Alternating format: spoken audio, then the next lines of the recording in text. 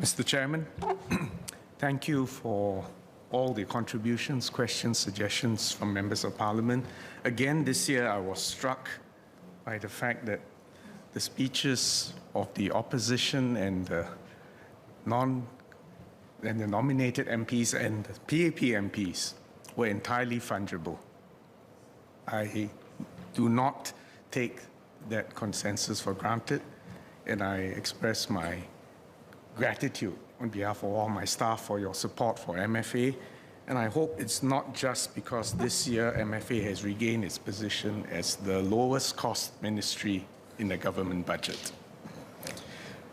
But let me start by making 3 points. First, the world has become an even more dangerous place. In fact, if you look at the situation over the last couple of years, it has progressively become more dangerous. The second point, foreign policy begins at home. Domestic unity, cohesion, consensus within and outside this House is essential for us to conduct effective foreign policy. The third point is that our foreign policy must continue to be based on a realistic assessment of our national interests and our vulnerabilities. It cannot be driven by sentiment, emotion, or even affinities with external groups. Let me emphasize this. When we pledge ourselves as one united people, regardless of race, language, or religion, the MFA dimension to that pledge is that when we engage with foreign countries or foreign citizens, we must also do so regardless of race, language, or religion. No matter how close our hearts and our affinities are. And this is a point that we need to bear in mind. So, let me expand. The dangerous world. Last year, I spoke of a perfect storm of multiple interlocking crises. I was referring to the contestation between the US and China, the Russia-Ukraine war, climate change, the global economic disruptions, and the erosion of multilateralism. Today, the situation is worse. The war between Russia and Ukraine is headed into its third year, and the meat grinder, the casualties, mount on both sides, and there is no end in sight. Tensions between the US and China have calmed somewhat at a tactical level, but the deep strategic rivalry, the lack of strategic trust continues apace. The bifurcation, or what some people will call decoupling, or more euphemistically, de-risking of global supply chains continues. That unraveling is continuing apace. Now, this type of situation is particularly worrisome for Singapore because, after all, the US and China are our major strategic investment and trading partners. And the lack of strategic trust between them means that the risk of miscalculations that could easily spiral into a larger conflict cannot be discounted, especially over flashpoints like Taiwan and the South China Sea. The threat of climate change continues. I think 2023 was the hottest year on record for the past 174 years. We also stand on the precipice of a technological and economic revolution with the advent of generative AI and even the possibility of artificial general intelligence with its impact on jobs. Mr. Chairman, the tragic conflict between Israel and Hamas is the latest addition to this litany of woes. Given the appalling humanitarian tragedy, this conflict has quite understandably elicited a very strong response from both the international community as well as Singaporeans from all walks of life, from all our communities. It has ignited a debate over Singapore's foreign policy and how we should respond as a country. Indeed, in this contested, fragmented, and dangerous world, events in many faraway places, over which we have absolutely no control, will often have a profound impact on our economy and, in fact, sometimes put our domestic cohesion to the test. So let me come back to first principles. Singapore's foreign policy is based on several fundamental objectives. First and foremost, protect our independence, our sovereignty, our territorial integrity. Second, to secure our access to essential supplies, energy, water, food, and to keep air and sea lanes of communication open. This is existential for us. Third, to expand economic opportunities and to maintain our relevance to the world. Mr. Henry Quek, Mr. Chong Kee-hiong have emphasized this. And I want to quote Mr. Lee Kuan Yew in the speech he gave at the S. Rajaratnam lecture in 2009. Mr. Lee said, quote, "We have to live with the world as it is, not as we wish it to be. We must remain nimble to seize opportunities that come with changing circumstances or to get out of harm's way," unquote. We are a small country with no hinterland, no natural resources, and in fact, no intrinsic relevance. We have to make our relevance to the world. We have an open and trade-based economy that will always be vulnerable to external forces and trends. And we remain a multiracial, multi-religious, and multilingual society in the heart of Southeast Asia. To ensure our best chance for survival, there are a few things that we have to keep doing. First, we have to advocate for a rules-based order and full respect for international law. This is not an ideological position. This is a practical response. That it is the only way that small states will have a chance to live in peace without the constant specter of invasion from bigger neighbors. And this House has just passed the budget for MINDEF, and I stand in full support of that because, as Minister Ng said last night, we do not expect anyone to come to our rescue, to shed their blood for us. In fact, I can even add, I don't think we can bank on any superpower exercising their right of veto in the United Nations Security Council on our behalf. We are on our own. Sovereignty, political independence, and territorial integrity is and must be sacrosanct for Singapore. And what this means is being prepared to stand up and call out all violations of international law whenever, wherever it happens, and even if it displeases some of our stakeholders and some of our partners, or even neighbors.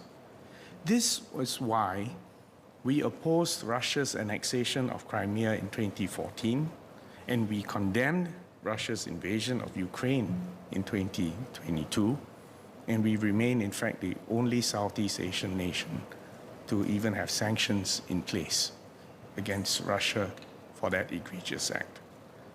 We also spoke out against the American intervention in Grenada, 1983, and a more sensitive point closer to home, we opposed the Vietnamese invasion of Cambodia in 1978. The reason we took these positions was not because we like to stand up and stake out a position, but because if we had stayed quiet, we would have implicitly agreed that might makes right, and that powerful states can do what they can, and the weak must suffer what we must. This goes against the very principles that undergird our existence as a sovereign, independent city-state. But today we are witnessing the erosion of multilateralism. We're seeing less cooperation across the world. We're seeing less unity on the global stage, less ability for the world to respond to planetary problems.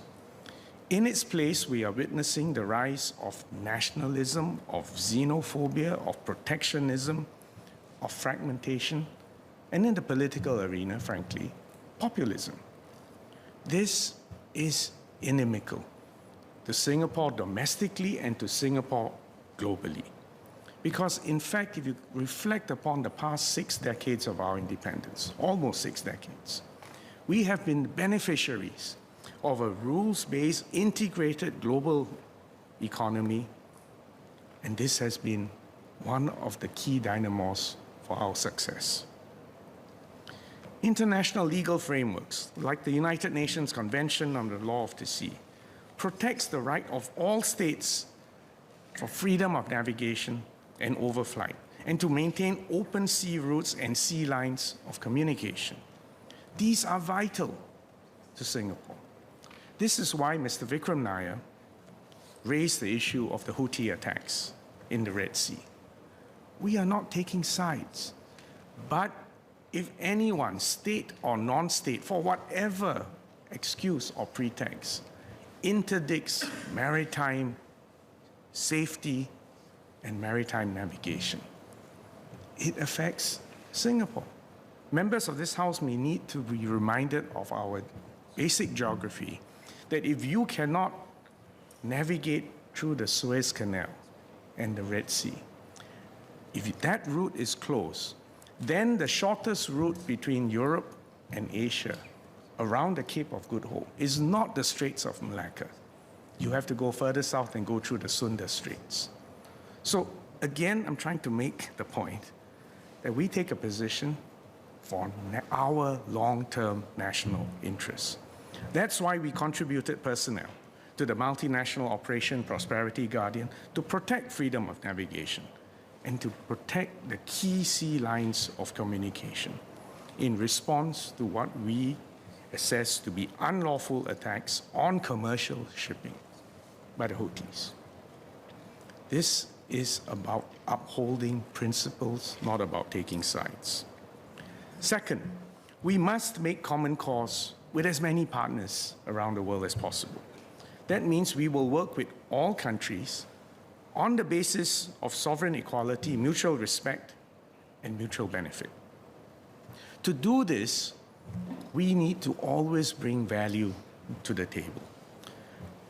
Our good standing today, quite frankly, my job as foreign minister is so much easier because I stand on the foundations laid by the pioneer generation, who showed the world they will stand up, would not flinch, they would defend Singapore's national interests, they would add value, we would act transparently and honestly, could be relied upon to be honest brokers.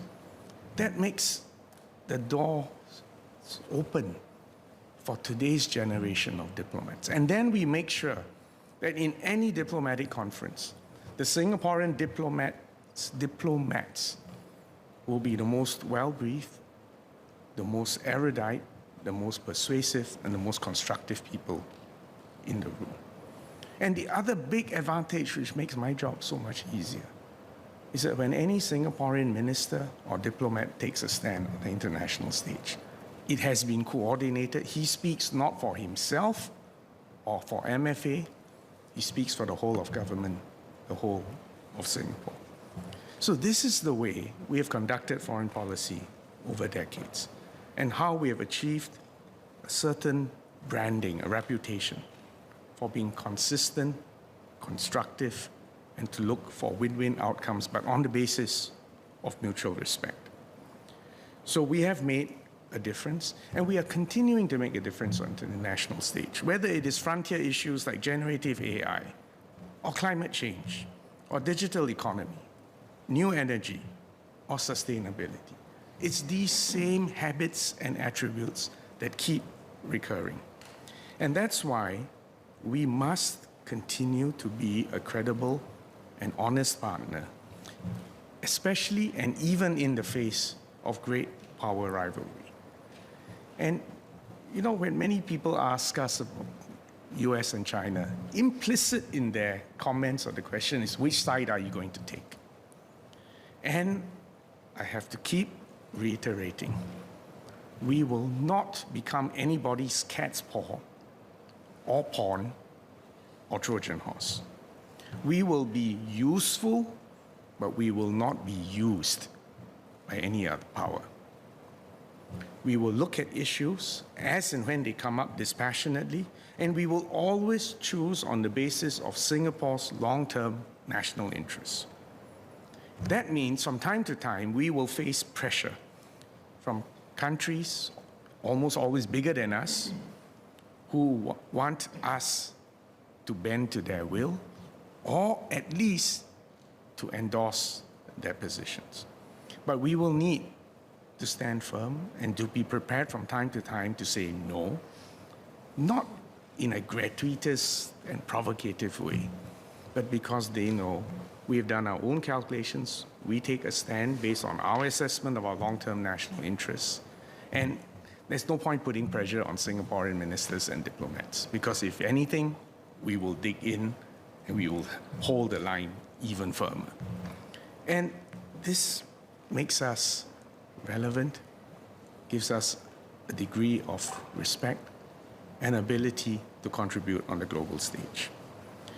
So I think these are principles which have always guided our dealings with powers and partners, big or small, and that has enabled us to maintain good and significant equities with both the US, China, Russia, Europe, and all the middle emerging powers, Australia, India, Africa, South America. This year we celebrated the 30th anniversary of the Suzhou Industrial Park, our first G2G project with China. This year is also the 20th anniversary of the US-Singapore Free Trade Agreement, the first free trade agreement that the US signed with an Asian country. And we continue to reinforce our status as a trusted partner to both superpowers, even as we find new areas to deepen our cooperation. And it is important to be able to do that even whilst the two superpowers don't get along and don't have strategic trust and have not yet reached a modus vivendi. And we are trying to deepen cooperation and to maintain separate relationships with them that are still based on trust. Do you understand, appreciate the nature of that diplomatic challenge? Of course, we will continue to prioritize our relations with our neighbors, especially our two immediate neighbors, Malaysia and Indonesia, and of course, with ASEAN, and with the regional players, and as I said just now, with the emerging middle powers. And I'll leave Second Minister Maliki and Senior Minister of State Siman to give you more details on this later. Let me come back to foreign policy beginning at home. I've already mentioned the essential need for domestic cohesion and unity. This is absolutely essential and existential. If we cannot be united at home, how do we face the outside world with all its dangers, challenges, and risks? At independence, we were a society riddled with racial and religious fault lines. Our forefathers overcame this by setting aside differences, not erasing it. Those differences are still there, but making sure they did not become a source of internal tension and conflict. And our pioneer generation chose to put Singapore and Singaporeans first. They worked together for the collective good, to build not a Malay nation or a Chinese nation or an Indian nation. They chose to build a nation that all of us equally could call home. But this is always work in progress. And our ethnic identities, our legacies, our connections, they are still useful for maintaining friendship, for establishing and expanding business connections. But fundamentally, even as we parlay our multilingual, multicultural, multi-religious ability, we must remember to look at issues and respond as Singaporeans first. When speaking, you know, every time I go to the Great Hall of the People in Beijing or the Rashtrapati Bhavan in New Delhi, I'm always reminded that if my great-grandparents had not left India or China, I don't think I would be there as a guest of India or China. And then I look around at my delegation and look at the faces, and then I always point out to my interlocutors, look at my delegation. We are multiracial, multilingual, multi-religious. And I speak on behalf of Singapore and Singaporeans, not as an Indian or Chinese or Malay or on the basis of my religious identity. I'm reminded of that every time I go to the White House or go to any palace or any istana anywhere in the world.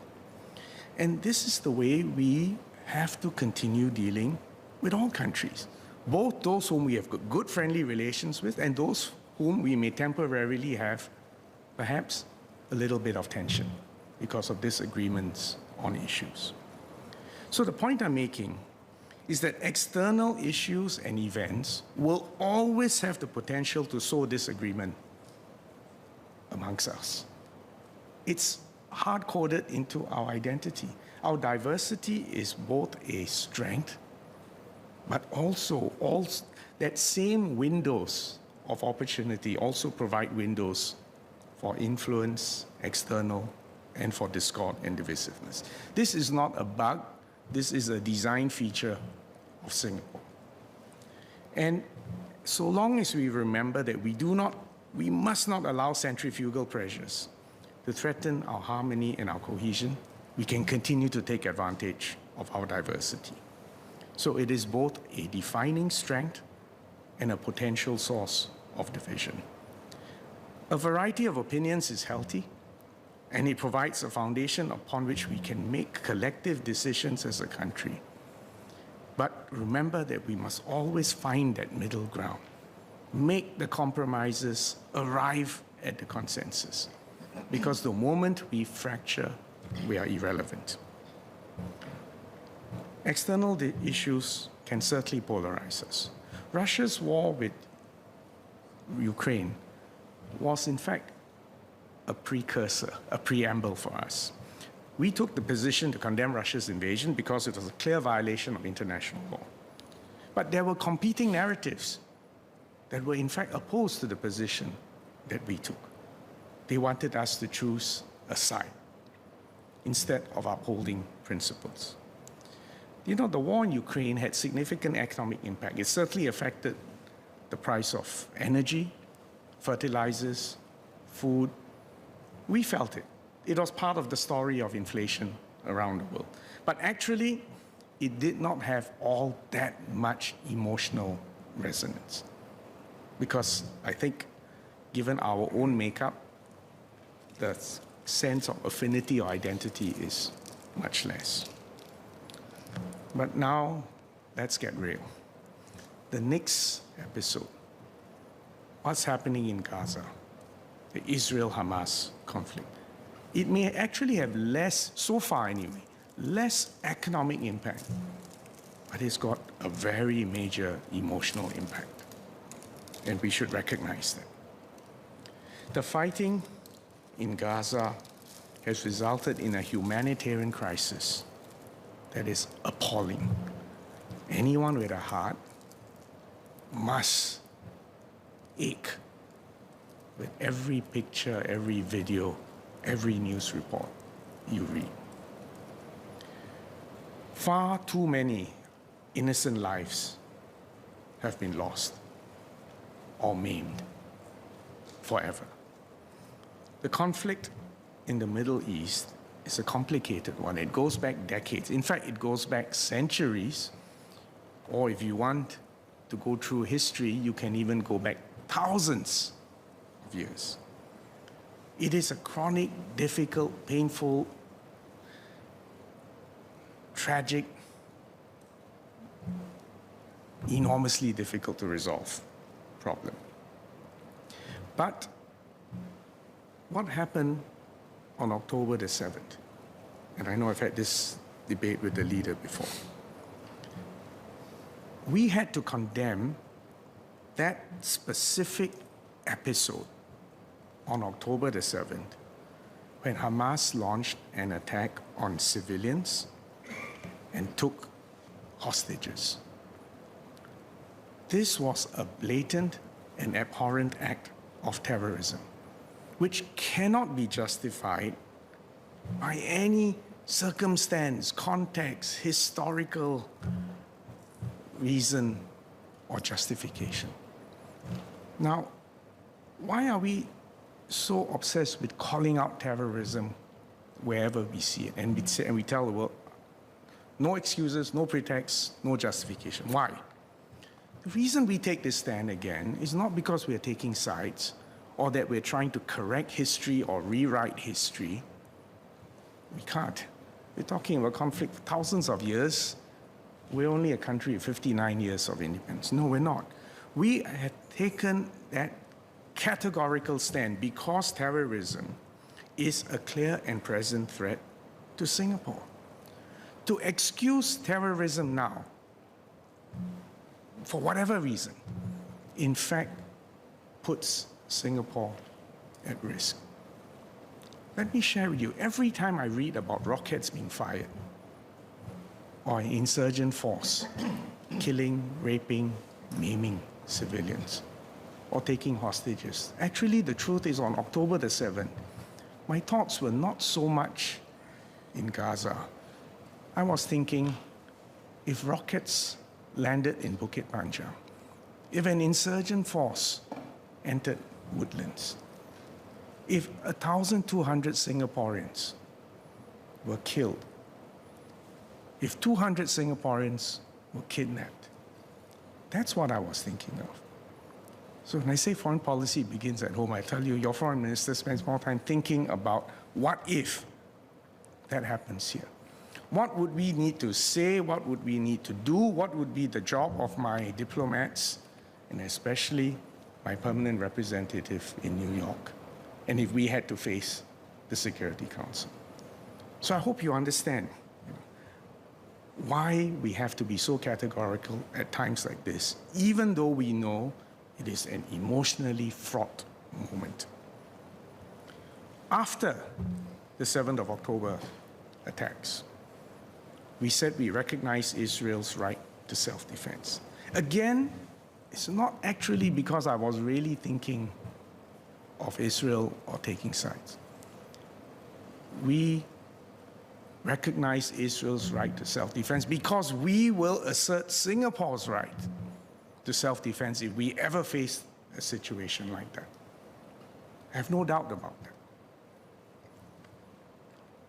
It is not only our right of self-defense, but I think members of this House will agree it is our duty to protect our citizens. But even as we said there is a right of self-defense, we have consistently insisted that Israel must comply with international humanitarian law. And Israel's conduct must abide by the principles of necessity and proportionality, and Israel must comply with the laws of war, including the principles of distinction and humanity enshrined in the Geneva Conventions. Unfortunately, Israel's military response has gone too far. For avoidance of ambiguity, I'm going to repeat that line. Israel's military response has gone too far. The catastrophic situation in Gaza demands an immediate humanitarian ceasefire to alleviate the unbearable suffering of the civilian victims and to enable humanitarian assistance to reach them immediately. We are also concerned that there may be a potential ground offensive into Rafah, which will only worsen the situation further. We have made our position clear, both in my conversations with Israel and all our Arab friends and partners, and at the UN. We voted for the 2 UN General Assembly resolutions on the protection of civilians and upholding legal and humanitarian obligations, which called for an immediate humanitarian ceasefire. Some people have told me that's not enough. We want you to sever diplomatic ties with Israel, recall your ambassador, engage in other performative diplomatic actions. Well, I need to tell everyone that we manage our international relations by remaining engaged with the international community and maintaining ties with as many countries as possible that are willing to maintain ties with us. As a small country, this is in our national interest. Ceremonially breaking ties with countries every time we disapprove of their actions, in my view, that's not constructive. This, whatever we say or do diplomatically, will not change the situation on the ground. Nor, I will add, will it influence Israel to suddenly change its policy, or will it necessarily immediately reduce the suffering on the Palestinians? None of the 5 permanent members of the Security Council have broken ties with Israel. Even the Arab countries, Egypt, the UAE, Jordan, have diplomatic relations, continue to have diplomatic relations with Israel. I checked last night during a phone call. The ambassadors may or may not be present, but their staff are present, the embassies are present, and the embassies are open and functioning. Neither have ASEAN countries like Thailand, Philippines, or Vietnam broken off relations or closed their embassies in Tel Aviv. Ms. Rachel Ong asked how Singapore's relations with Israel will be impacted by the position that we've taken on the conflict. And clearly, they know that our position is not identical to theirs. I would say that we have been able to maintain good and respectful relations with the State of Israel, but I would also say that we have good and equally respectful relations with the Palestinian Authority.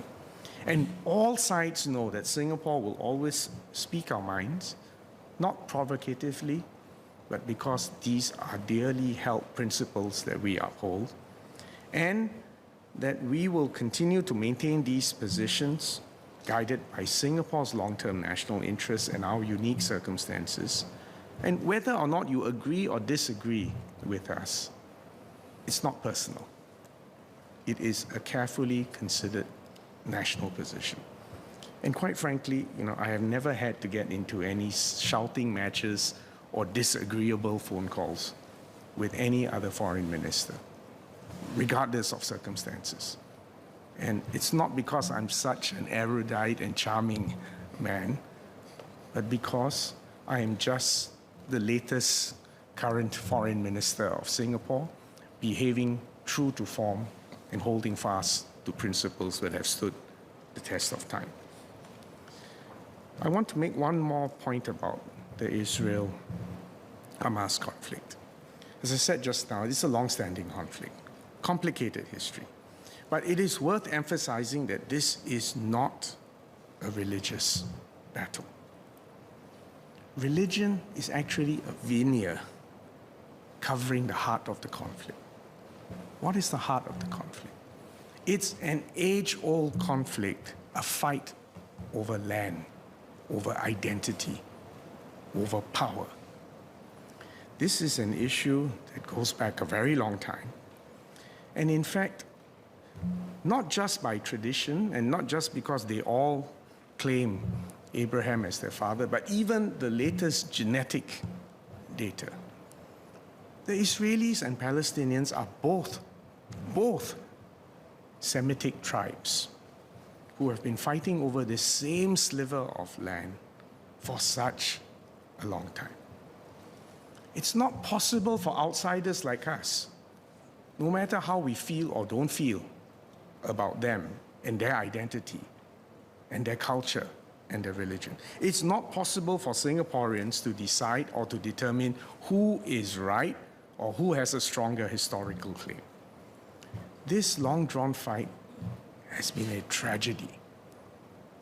But this is only the latest chapter of a long saga of tragedy. Our hearts quite rightly ache at the bloodshed. But it is essential for Singaporeans to understand and appreciate that this is not our quarrel. And whilst we may feel a diversity of emotions on this, the worst thing would be to let this quarrel polarize and divide us as Singaporeans. Both Israel and Palestine have a right to exist. Israel has a right to live peacefully within secure borders, but the Palestinian people also have a right to a homeland. This is why, way back in 1988, I bet most people are not aware of that, back in 1988, we welcomed the proclamation of a Palestinian state. We are under no illusions that the path to an enduring peace will be easy. There is so much distrust and animosity, and the recent events have only made things worse. But for what it's worth, I tell all our friends and partners in the Middle East that Singapore continues to believe that a negotiated two-state solution consistent with UN Security Council resolutions 242 and 338 is the only possible basis for a durable peace. Anything else will just condemn them to repeating the cycles of violence and tragedy. So we have consistently expressed our support for a two-state solution at the UN. We have consistently opposed moves that undermine a two-state solution in Israel and Palestine. For example, we view Israel's settlements in the West Bank as illegal under international law.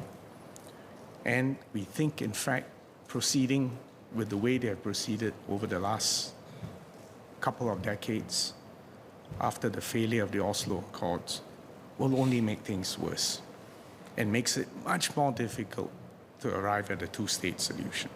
And so we have voted in favor of every UN resolution that calls on Israel to rescind unilateral measures to change the status of Jerusalem, not because we have a view on how to settle the Jerusalem question, but because we believe this can only be done through direct negotiations between the two Semitic tribes, the Palestinians and the Israelis, directly arriving at a consensus, however long, however difficult that will be. Mrs. Zulkarnain Abdul Rahim asked how we have contributed to the humanitarian situation in Gaza. Singaporeans actually have contributed generously with humanitarian assistance.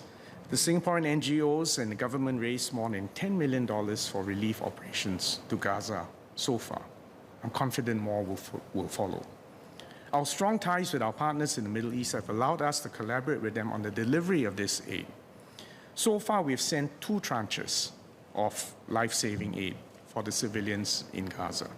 Minister Maliki was in Cairo in early November last year to personally hand over the first tranche to the Egyptian Red Crescent. And a few weeks later, we sent a second tranche that was delivered directly to El Arish, an airport in Egypt, near the Egypt-Gaza border. And this was delivered by an RSAF, our military aircraft. And in January 2024, you know that we also sent a SAF medical team to serve on board a French Navy ship to treat casualties from the Gaza. I told you just now, I spoke to the Jordanian foreign minister last night.